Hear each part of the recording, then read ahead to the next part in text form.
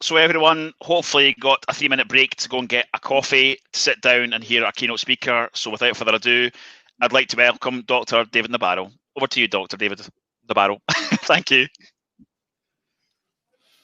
Thank you very much indeed. How lovely to be with you all, hoping that I am visible and audible. And I think one or two people said, why are you going to this conference?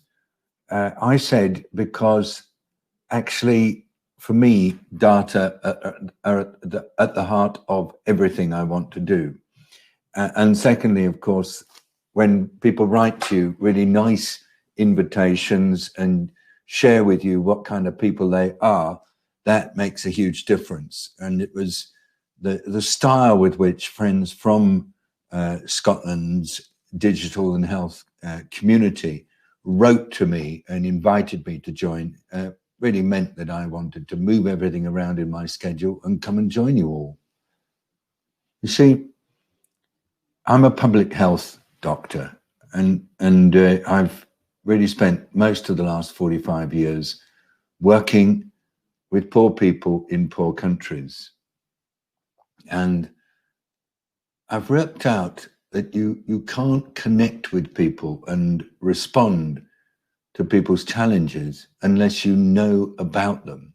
And you can't know about them unless you have information.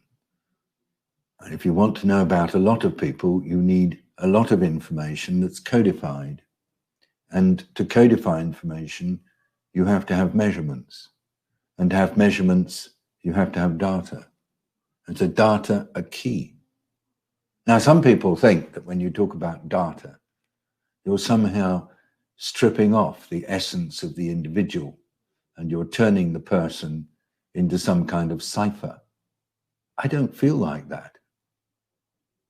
I feel that through the careful selection of the data that you are going to seek and then use in your work, you can capture all sorts of characteristics about people, their wealth, their attitudes, their emotional state, their physical condition.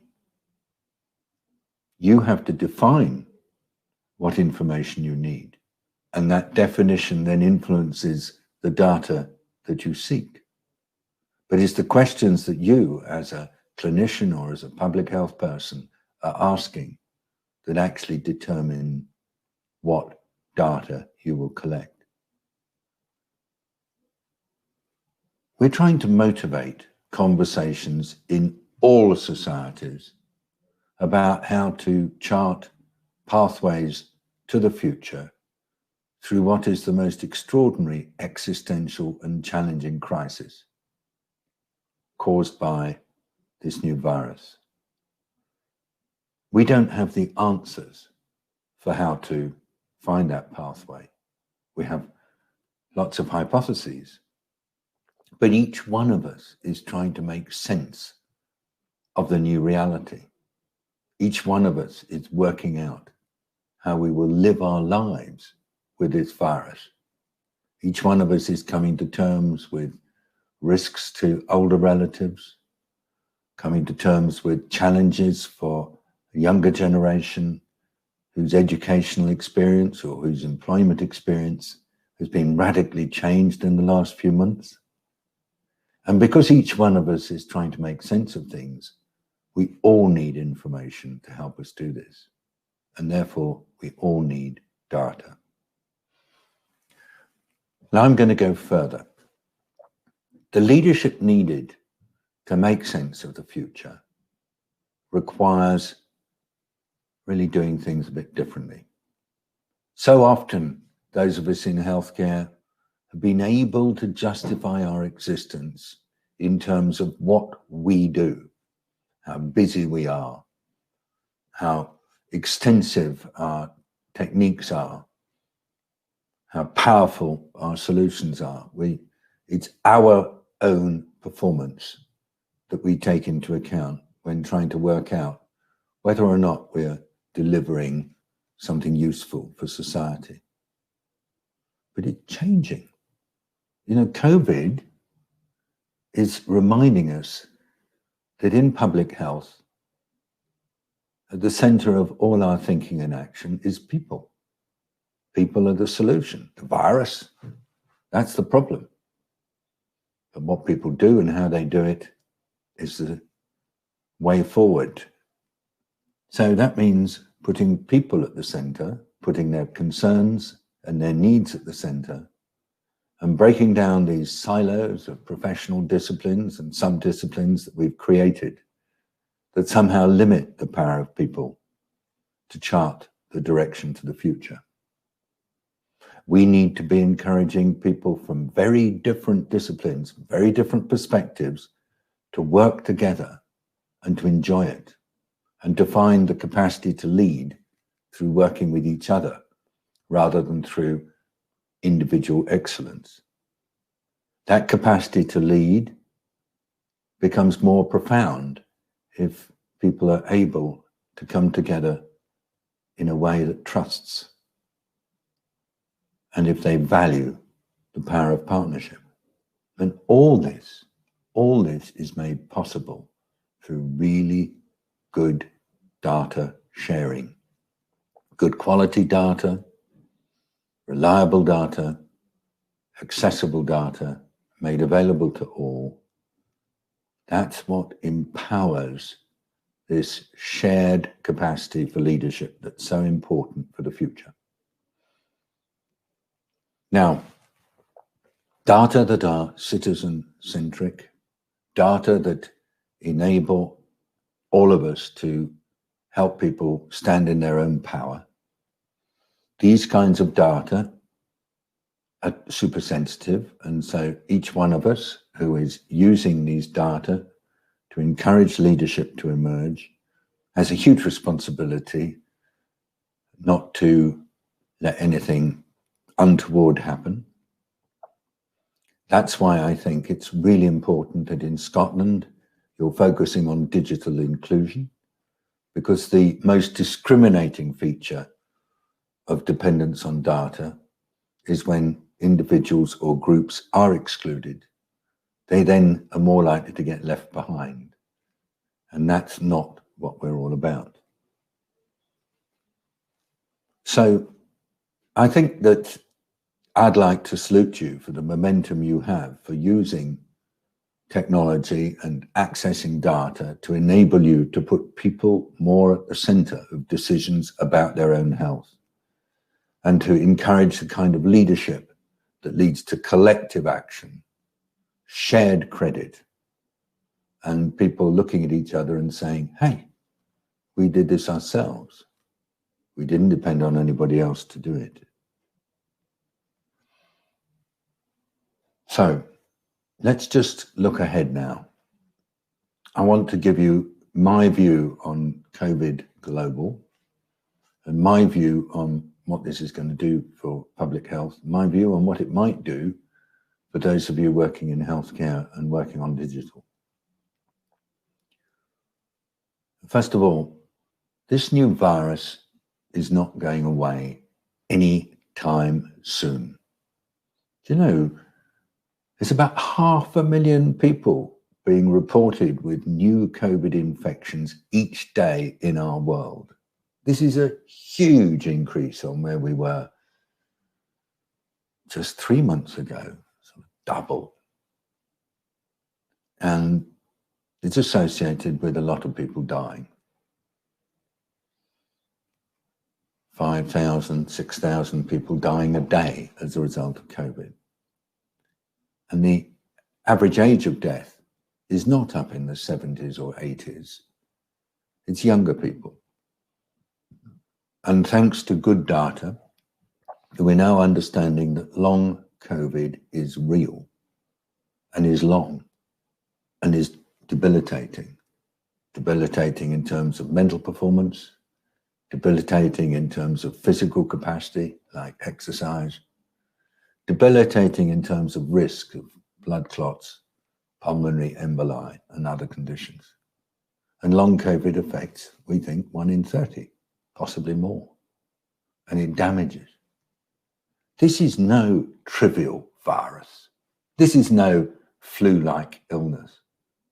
This is a horrible, dangerous, insidious, cunning virus that actually provokes a whole series of questions in society, partly because its death rate is relatively low and its impacts are being discovered at all times, and its immunogenicity is not known.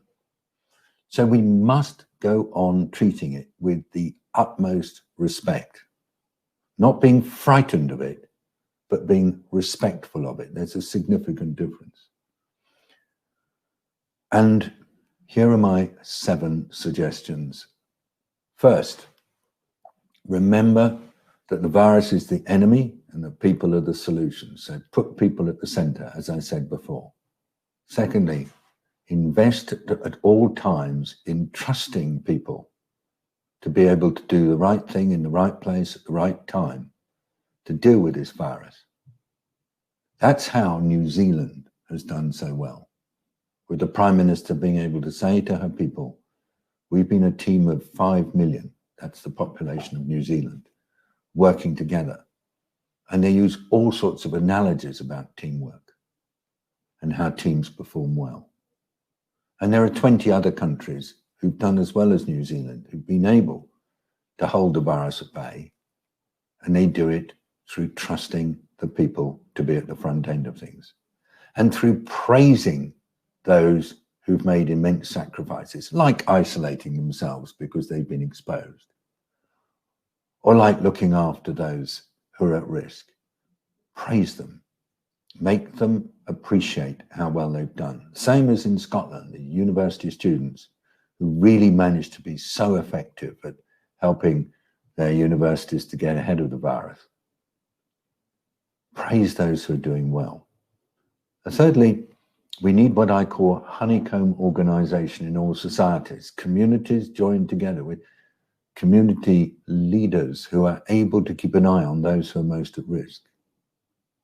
Because just remember all the time that in our quite fragmented societies, there are an awful lot of people, young and old, who feel quite isolated. What I call the honeycomb structure is really the reconstruction of the social fabric. And we need that. I mean, you have that. In Scotland, we have that where I am here in the Franco-Swiss border. But you need to let it be visible, let it be experienced, and let people understand the power of social organization. Fourthly, you need strong public health. You cannot deal with an infectious disease without the capacity to identify where the virus is and to enable those who've got the infection to be isolated and to keep that isolation strong and good and supportive. And that's good public health. You know, something that has been probably not given highest priority in the UK, but it has to be. Because without public health, we can't actually break the chains of transmission. And we're going to have to go on doing that for the foreseeable future. And then fifth, we get a big problem building up. Suddenly you've got a spike of disease. It's turning into a surge. You've got an outbreak. Health services are getting overloaded. You've got more than 85% bed occupancy. You know that your system is in danger of collapse. Some parts of the world, this is happening in real time now, and this is rich countries. So you do need to have the capacity for instant response teams, because we are going to have to be able to be good at instant response over time, and the teams need to have really good data, but that's key. And then, perhaps most importantly, really good relationships between national government and local government, because local can't do it all. Local needs support, but local has the contacts with the communities. So the really good national-local relationship is key. And then joining the whole lot up together in one system, that gives us a response. You can say, oh, that's impossible. That's old-style public health. I'm saying with good data, with good delegation of responsibility, with good leadership, with a willingness to work together, we can have this, and we can have this in the UK, in Western Europe, and indeed in the whole of the rich world, Interestingly, we can catch up with the poorer countries who've been able to put in place this kind of structure and to have the kind of data that are needed to make it happen in a way that somewhat calls the rest of us to account. I'll just say the 7 things again. The virus is the enemy. People are the response. Put people at the center and value them. Number 2, at all times invest in trusting people, because trusted people will respond better, and good leaders put trust in their people and put that way above party, political fighting, all that sort of thing. Number 3, make sure that communities are connected together through a honeycomb structure that, of course, gives power and autonomy to local leaders, but make sure that they are connected and able to support their fellow citizens as effectively as possible. Number 4, have a strong public health capacity that's capable of interrupting transmission in a robust and rapid way. Really, that's very important. Number 5, ensure that when you've got major incidents building up, like a big outbreak, you've got a team that's capable of responding with clear protocols for who's going to lead that team and how they're going to lead it, but bringing together all the different elements, including different religious groups, sports groups, business groups, local community organizations, local authority. Got to do it together. Number 6, link together the national and the local. Neither can do it alone. And actually, if one supports and informs the other, it's so good. And again, data will be key. And then number 7, establish a system that joins everything together so that they really are interdependent. I go on about it because this is the only way that countries are going to be able to move ahead despite the constant threat of this virus. It's the way that more than 20 countries have worked and are continuing to work, but we need more countries developing these societal systems to defend against the virus. I'm here because I see signs that Scotland is showing that this is possible, and that through having really good and strong digital support with information that helps this kind of leadership and community-based decision-making to occur, you will do well in the long term. And if we can't do this, this virus will go on causing real upset in our societies. Some of you might be amazed that I'm talking and I have barely mentioned the word vaccine once. And the reason is that it's going to take 2, perhaps 3, even longer, perhaps 4 years to enable everybody in the world who needs vaccination to be vaccinated against this virus. That's going to take a long time. The amounts of vaccine available right now are super small. Most of that vaccine has been bought through advance purchase agreements by wealthy nations. The system that's been established internationally to enable poor people and poor nations to access vaccines, the COVAX system, is terribly badly underfunded. Countries are in 2 minds whether they look after themselves or contribute to a global risk-sharing scheme. We are going to have real inequities in access to vaccine, at least in the coming weeks and months. Just because one country can protect itself by immunizing all those who are at risk, that doesn't mean the world is protected. And my focus is on ways to make sure that all people are going to be able to be protected, and that will be some time in coming. So for now, we must continue to make it difficult for this virus to spread. We must continue to do that by understanding who's at risk, understanding how to prevent them from suffering, understanding what to do to empower them to be able to respond to the threats. Because if people can defend themselves against this virus, and if they can be led to do this through really empowering approaches to leadership, then we will be able to hold it at bay. But if we've got inconsistent leadership, if we don't empower local leaders, if we don't make sure that people are front and center of the response, then we'll be struggling and possibly having to cope with quite significant civil disturbance as we try to keep ahead of this virus, despite the fact that it is a particularly dangerous foe. Thank you very much indeed for the chance to speak with you. I hope that I've made myself reasonably clear, and I hope that in the process of talking with you, I've shared with you my conviction that good data providing useful information is the key for all of us in our communities, in our professional groups, in our nations, and in the world to be able to get ahead of this really unpleasant virus. Thank you very much indeed.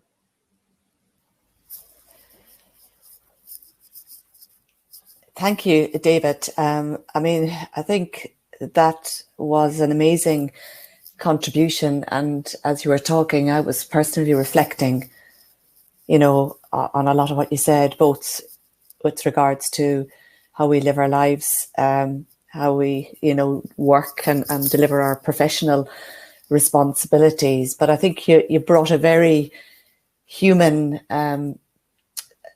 sort of, you know, thoughtful presentation of the importance of data. So, you know, you humanize data and the importance of it in terms of that connection. But Martin, any quick reflection, and we'll see about some questions.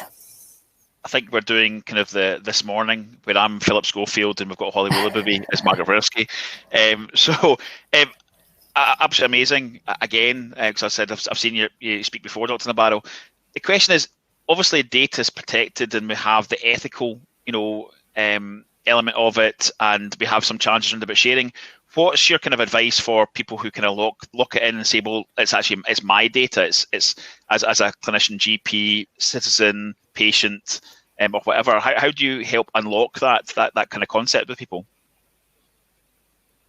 Thanks very much. I mean, the core question always in leadership is, are we trusting each other and are we trustworthy? So there's the two sides of it. Do we actually trust, and is it okay that others should trust us? And I don't think that can ever be taken for granted. I mean, the reality is that many of us do find it hard to trust others. Many of us don't always feel that others should trust us. Why is it? I mean, it's partly because we're not always confident that our values are as good as they should be. We're not always confident that we are working for everybody's well-being. I mean, that's because, you know, we have to look after ourselves and we have to watch our backs and all that stuff. So I think that if I were part of your community, I would be not so much asking questions about data and data handling. I would be focusing on trust and the degree to which, as individuals and as a community, us working in healthcare are trusting others and are worthy of being trusted by them. I don't have answers because I myself, I'm flawed and I make mistakes. And I don't always trust myself, and I'm probably not always trusting of others. But I do spend a lot of time thinking about it, thinking about how can we create circles of trust in our communities? How can we engage? In my case, we work with governments around the world, and governments are not always keen to share data with us about their COVID situation. They're not always ready to share data about how they're dealing with isolation when people are scared that they're going to lose income or lose their jobs. They're not always telling us what they're doing to cope with the rather awful conditions under which some people are living, which put them at risk of COVID. So there are things that they are a bit ashamed about. And so we have to build into our data management and build into our trust strategies also a way of helping people to cope with shame and to enable them to perceive that we're not going to actually try to embarrass them with information. If it's shameful, we're going to try to be understanding. Here's some examples. We have to deal with shipping companies who got lots of COVID among their seamen, and who know that one of the reasons why their seamen are getting COVID is because the accommodation for ship's crew in many ships is really not very good, and they are super crammed together. Or we're working with meat companies who are getting outbreaks of COVID in their meat plants. Now, many of these meat plants are not easily reconfigured so that you reduce the infection risk. And what's tended to happen in meat is that there's been a huge increase in the throughput in meat plants. And that's because our demand for meat is increased. And it's proved to be very difficult to slow them down. And we've got to be super careful not to shame the companies and put them in the dock. Instead, we have to be sympathetic to the realities of the environment in which they work. So that's where I'm at the moment, is to recognize that a lot of the concerns we have about data are to do with mistrust. Sometimes underneath that is a sense of shame that we haven't been able to do better in resolving some of the problems. We're not responsible for them. And so I think building that kind of way of thinking and working into our practice is key if we're going to become the kind of people who not just are good at handling data, but are good at handling data that provide the kind of really serious information that you need to make meaningful decisions about people's lives. Brilliant, thank you. Margaret. There's a question in the chat there, David, really picking up on your comments about breaking down silos and that sort of collective will and leadership. And I think we've always been challenged with, professional silos and sector silos. COVID, I guess, particularly in the very immediate emergency, mobilized people across sectors and communities, and there was a very clear collective aim around protecting our citizens. And now there's some unintended consequences of that, as we know. But in terms of most effective ways of breaking down silos and getting some of the really important points that you've made there about that honeycomb, I really like that analogy, and that connected communities and collective societies. What are your thoughts around? Oh, thank you. Thank you for asking me. It's all about role models. If leaders, people in leadership positions, actually behave in a way that is breaking down silos, not giving credit to people who behave in a siloed way, and instead clearly are mobilizing across sectors, it has a huge impact. And if leaders behave in ways that accentuate silos, that's also got a major impact. So I'm really, really interested in role models more and more and more. And I've seen this as absolutely critical in the last 11 months. Secondly, we need to do everything we can not to reward siloed behavior.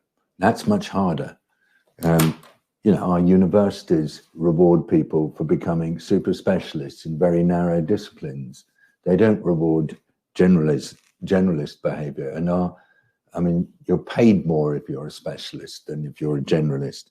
So that second part is to reward really effective generalists.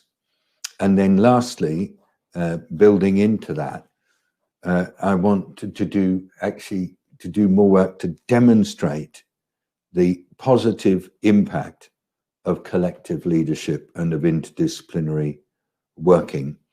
That's tougher to do because it requires us to slightly challenge some of the accepted tenets of leadership. But I'm working, that's I suppose what I'm working on in my current academic behavior. But finding the role models and being able to highlight just how through non-siloed behavior, they are more effective. That is so important to me. Do you know, Margaret, I often say to people, if you want to find interesting things to discover, interesting things to work on, don't work in the mainstream of your discipline. Work at the very edges of your discipline. Work at the interfaces with other disciplines. That's where the most exciting opportunities in terms of developing your personal career, the most exciting opportunities in terms of having a big impact, always turn up. And I'm wanting to make a real virtue of interface working. And digital people do that. I mean, you, by definition, you're helping people to turn emotions, feelings, status, factual information into numbers, bytes and the like. So you are, by definition, one of the most cross-cutting groups in health and healthcare. And that, I think, is a very exciting situation to be in. You are almost by definition interdisciplinary. And don't answer that now. You might completely disagree with me, but I kind of think that that is the way you have to be if you are a data scientist. Over. You're on mute, Margaret. There had to be one session we had to say that today.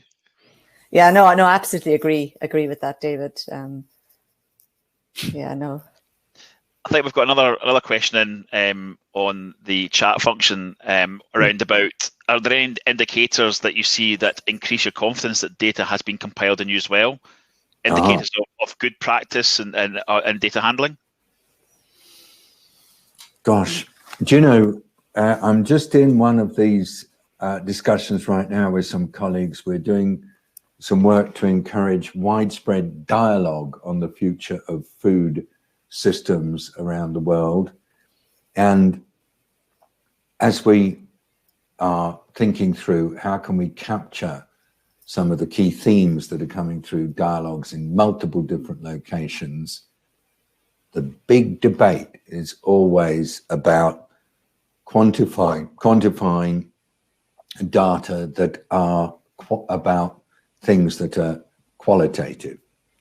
I mean, every single data specialist, I am not, will tell you that that's not a big issue. You just have to develop the methodology for doing it. But it does create a lot of excitement among people when they're trying to find ways of turning what is often free-form text with a lot of feelings and emotions in it into something that can be given a number and a descriptor. But we're doing that. And I was thinking while we're doing it, what's great is that we are trying to do it rather than walking away from it as a problem. And I suppose, again, as a non-data person, I think I'm always impressed by data people who are not scared when they are talking to an individual who says, sorry, you know, I can't quantify what I'm dealing with. It's too complex. It's the variables are too elastic. And then the data scientist looks back and says, well, that's my problem. It's my problem to find ways to numerate this stuff. What I need you to do is to tell me what you're seeing in different circumstances so that then I can use my digital brain to help you with your problem. I think it's when I see those sorts of conversations happening and I watch the digital people helping the person who feels they've got an unresolvable problem of quantification to actually get comfortable with it and then to understand that there are ways in which you can put numbers onto emotions, onto experiences, onto feelings, and you need that, because without that, it then gets very difficult to make the kind of decisions that we're talking about. Right, thank you. Yeah. I mean, it's interesting, isn't it? Because over the past several months, you know, data has been very upfront in terms of what the public are seeing. So, you know, we get data reported on incidents of COVID. You know, we get quite a lot of granular data, you know, very accessible to the public around what's happening in their in their local areas, which is obviously trying to, I guess, engage the public in that collective ability to act. I think you set that out very importantly, that yes, we need that leadership and role models, but it's also how we all have to behave. So I think our responsibilities around managing the virus, I mean, has brought a lot of challenges, because we don't like being told that we can't see friends or family, or we can't go and visit, or but do you see this as being something that's going to change the way we as citizens look at data and information, and use that to inform how we behave? Because I would guess before COVID there was lots of data, but people felt quite distant from it. But now we're getting data every day about what does it mean to live in Edinburgh with COVID, and what does that mean for my behaviour? I think you're on mute now, David. I've just done the trick. I'm so glad you brought this up, because sometimes we are invited to look at an issue through data that are easily available, and our mental image of the issue is defined by those data rather than defined by the realities of the issue itself. So here's why, and that's a difficult one for me to explain, but I'll try. An awful lot of emphasis in the UK was put on the reproduction rate of the virus, the R number. And I think people learned that if the R number is greater than 1, that means that an outbreak is expanding. If the R number is less than 1, it means that an outbreak is contracting, because the R number tells you the number of people who are infected by an individual who has COVID. And by definition, if you infect less than 1, then your outbreak is plateauing and will decline. Now, at the same time, that R number, especially if it's applied to a whole country, isn't very helpful, except in giving you a really general idea of what's happening to the outbreak, because it's never ever one outbreak. It's lots of little outbreaks, this COVID, and they tend to occur in very precise geographical areas. So what we're interested more and more in is the localized R number, almost down to postcode, or down at least to a small geographical area. We want to know, where are the spikes building up? Where are the surges happening? And to get that, we need more localized information on transmission chains and clusters. Now, that kind of information is hard to get. You need to have good quality testing at local level, that you can move into an area so that you start going through a population and finding out who has the virus and who doesn't. But it's really, really useful. So one of the things that I said to colleagues at the beginning was, the R number is something we're being invited to use to help us with our understanding. That is a piece of data that's often referred to in press briefings and so on. But actually, it might be more useful if, instead of thinking about R number overall, we think about transmission in local areas, where R number might be a useful way of doing it, but there may be other items of data that are even more useful, like which particular groups in society are experiencing the disease. Can we say anything about who is infected, where and when?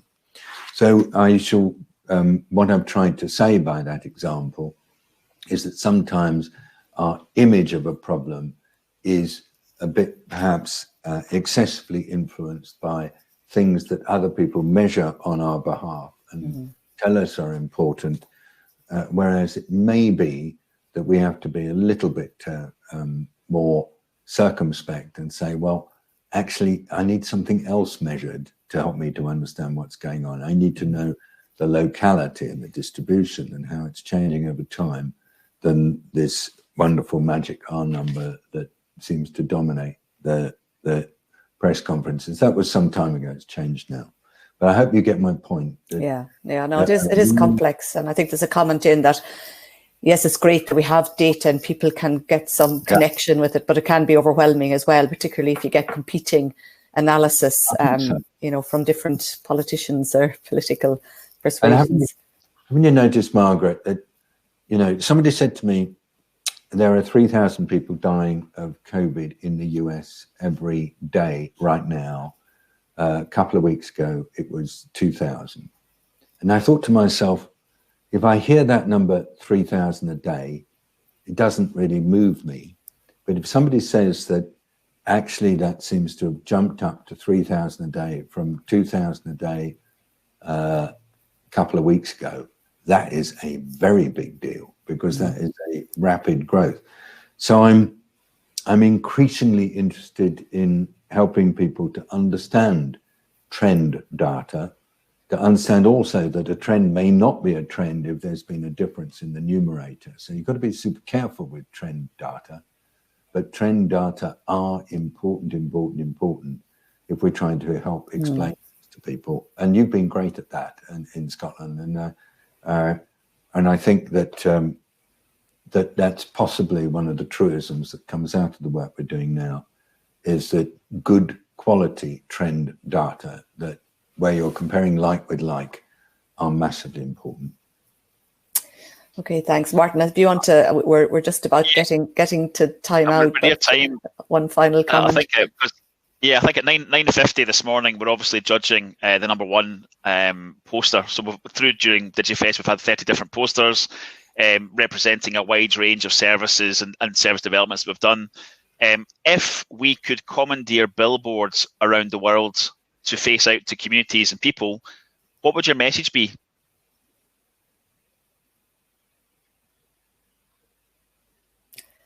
You're on mute, Dr. Nabarro. I was trying to unmute before you told me I was on mute, but you won. Thank you very much. The reason why I'm muting is not because I've got my favorite rock tunes on out of the stereo in the corner. No way. It's just that I feel that there's more interference. That was all. So billboards. First of all, I would be really stressing that the people are the solution. People are not the problem. The virus is the problem. And the virus is so single-minded. It just wants to multiply. And it doesn't vote. It doesn't understand Christmas. It doesn't calm down when we've had enough of it. It just goes on. And we're learning more and more about how it moves around, but we don't know everything. We, people like myself, I mean. So I'd want billboards to say things like, thank you to everybody who's made big changes in their lives, not so much for themselves, but to help others. I would want to particularly express gratitude to those who isolate. I think they're just as important as the health workers who care for patients who are sick. I think the one who isolates the moment they lose their sense of smell and taste, that's a real heroic thing to do.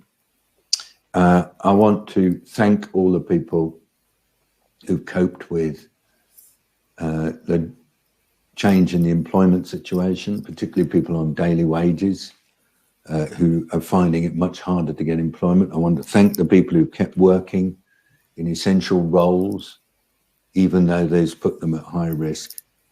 And I want to all the time stress that it's through the way people act individually, the way people work with each other, the style with which they engage with each other, the capacity to connect across communities.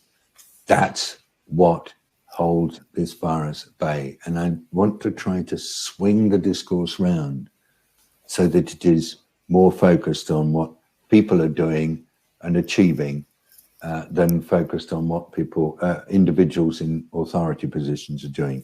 That's my billboards. I've not been asked that question, Martin, before, and I'm going to take that with me and put it in my back pocket. I think it's a very powerful way of putting a person on the spot, saying, what do you really believe? Thank you. Thanks very much. Very nicely done.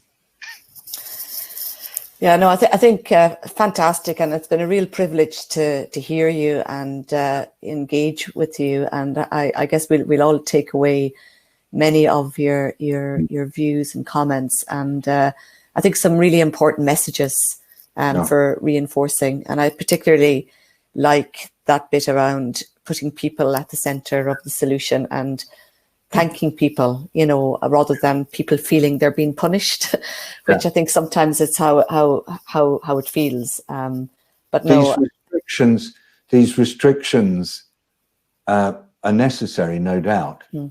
But the way in which they come across is that, as you say, we're being punished, and I don't want anybody to feel that they deserve to be punished for COVID stuff. You know, it's luck that determines whether or not one of us has got the virus. Often we're asymptomatic.